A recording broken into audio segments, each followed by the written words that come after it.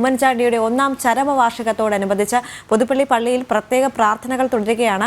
കുടുംബാംഗങ്ങളും കോൺഗ്രസ് നേതാക്കളും കല്ലറയിൽ പുഷ്പാർച്ചന നടത്തി. 11 മണിക്ക് അനുസ്മരണ പരിപാടിയിൽ ഗവർണർ ആരിഫ് മുഹമ്മദ് ഖാൻ പങ്കെടുക്കും. വിവരങ്ങളുമായി മിഥുൻ അയ്യപ്പൻ ചേരുകയാണ്.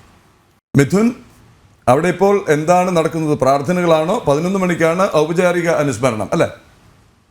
രാവിലെ പുതുപ്പള്ളി പള്ളിയിൽ നടന്ന പ്രത്യേക പ്രാർത്ഥനകൾ ഇപ്പോഴും തുടർന്നുകൊണ്ടിരിക്കുകയാണ്. അതിനുശേഷം ഇപ്പോൾ കല്ലറയിൽ ധൂപ പ്രാർത്ഥന നടന്നു. ഇപ്പോൾ ഉമ്മൻചാണ്ടിയുടെ പ്രത്യേക കല്ലറയ്ക്ക് മുമ്പിൽ തടിച്ചുകൂടിയ ജനങ്ങൾ തന്നെയാണ് ഇപ്പോൾ കാണുന്നത്.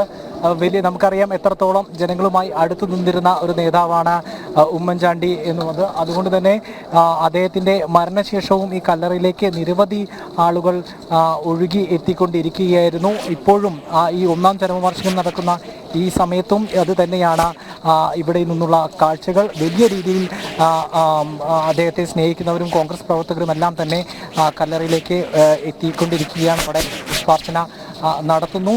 പ്രമുഖരായിട്ടുള്ള നേതാക്കളും അതുപോലെ തന്നെ എല്ലാവരും ഇതോടകം തന്നെ ഇവിടേക്ക് എത്തിച്ചേർന്നിട്ടുണ്ട്. ഈ ചടങ്ങുകളുടെ ഭാഗമായിക്കൊണ്ടിരിക്കുകയാണ്. ഒപ്പം തന്നെ ഇന്ന് 11 മണിക്കാണ് പ്രധാനപ്പെട്ട അനുസ്മരണ ചടങ്ങ് നിശ്ചയിച്ചിരിക്കുന്നത്. അത് അനുസ്മരണ ചടങ്ങിൽ പങ്കെടുക്കുന്നത് ഗവർണർ ആരിഫ് മുഹമ്മദ് ഖാനാണ്. അതോടൊപ്പം തന്നെ കോൺഗ്രസിൻ്റെ അതുപോലെ അനുസ്മരണ പരിപാടികൾ കോട്ടയത്ത് നടക്കുന്നുണ്ട്.